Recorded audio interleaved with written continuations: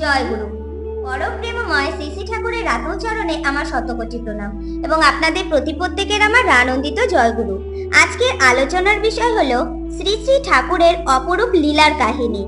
এক বিখ্যাত কবি, যে কবি মদের নেশায় আসক্ত থাকতো, শ্রী শ্রী ঠাকুর তাকে মদের ব্যবস্থা করে দিতেন। সেই গল্পটি আজকে আপনাদের শোনাবো। হেমচন্দ্র মুখোপাধ্যায় 1920 দশকের বাংলার বিখ্যাত কবি ছিলেন। সবাই তাকে হেমকবি বলে ডাকতেন। গুণের আধার থাকলেও হেমকবি মদের নেশায় ছিল খুব। একদিন কবি শ্রী শ্রী ঠাকুরের দর্শন করতে কলকাতার ফরিদপুর বাগান লেনের বাড়িতে এলেন মদ্যপ অবস্থায়। শ্রী শ্রী ঠাকুর তখন সেখানে অবস্থান করেছিলেন। হেমকবি শ্রী শ্রী ঠাকুরের দর্শন করতে এসেছে বলে সেদিন সে আরো বেশি করে মদ খেয়ে এসেছিল, ঠাকুর তাকে ঘৃণা করে কিনা তা পরীক্ষা করার জন্য। হেমকবি ঘরে ঢুকতেই শ্রী শ্রী ঠাকুর তার মধুর ভঙ্গিতে হেমকবিকে আলিঙ্গন করলেন। শ্রী শ্রী ঠাকুর তখন ওখানে বসেছিলেন। হেমকবি তার পাশে বসতেই শ্রী শ্রী ঠাকুর তার মাথাটা উড়ুর মধ্যে রাখেন।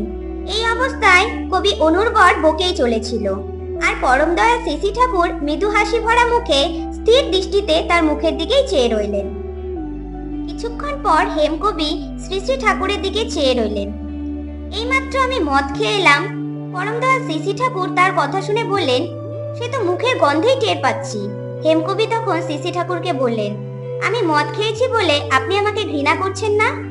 হেমকবির কথা শুনে পরম দয়াল শ্রী শ্রী ঠাকুর বললেন, আমার বাঁ হাতে যদি ঘা হয় তাহলে কি আমি ওই হাতটি কেটে ফেলবো, না ডান হাতের সেবা দিয়ে সেটিকে সারিয়ে তুলবো? ঠাকুরের মুখে এই কথা শুনে হেমকবি বললেন, হে ঠাকুর, এমন কথা তো আমি কারো কাছে আগে শুনিনি। সেদিন আরো নানা কথা হলো। কবি ও পরম দয়াল শ্রী শ্রী ঠাকুরের মধ্যে সস্নেহে বলে গেলেন নানা কথা। কিছুদিন পর হেমকবি পাবনা আশ্রমে এলেন। পরম দয়াল শ্রী শ্রী ঠাকুরের কাছে হেমকবি বললেন, ঠাকুর, আপনার কাছে কিছুদিন থাকবো বলে এসেছি। শ্রী শ্রী ঠাকুর তখন হেসে বললেন, ভালোই হলো, এই কটা দিন বেশ আনন্দের সঙ্গেই কাটানো যাবে। অনেক অল্প বয়স থেকেই কবির মদের নেশা। বিকেল হলেই মদের নেশা চেপে বসে, কিন্তু আশ্রমে মদ পাওয়ার উপায় নেই, তাই প্রত্যহ পাবনা শহরে গিয়ে নেশা করতে হয়। শহরের অনেকেই আশ্রমকে ভালো চোখে দেখেন না। আশ্রমে একজন তাকে প্রকাশ্যে মদ খেতে দেখে। তারপর সেই গুরু ভাইটি শ্রী শ্রী ঠাকুরকে সব কথা বললেন। ঠাকুর তখন হেমকবিকে ডেকে বললেন, আপনি তো আমার কাছে এসেছেন, আপনি তো আমার অতিথি। হেমকবি শ্রী শ্রী ঠাকুরকে হেসে উত্তর দিলেন, হ্যাঁ।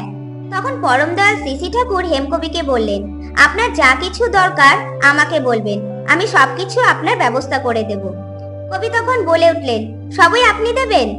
ধরুন আমার যদি মদের প্রয়োজন হয়? তখন শ্রী শ্রী ঠাকুর হেসে বলেন, হ্যাঁ, তাও দেব।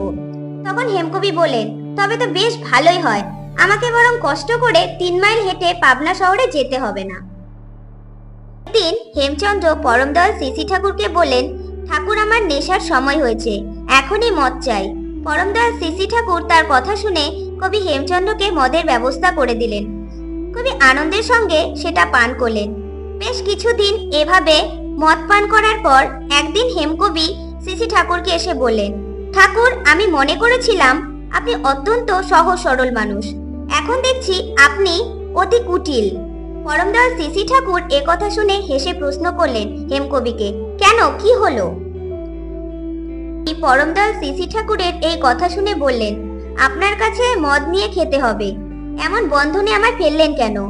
পরম দয়াল শ্রী শ্রী ঠাকুর তখন বললেন, দেখুন, আপনিও বিপ্র সন্তান, আমিও তাই। আমিও কথা দিয়েছি, আপনিও কথা দিয়েছেন।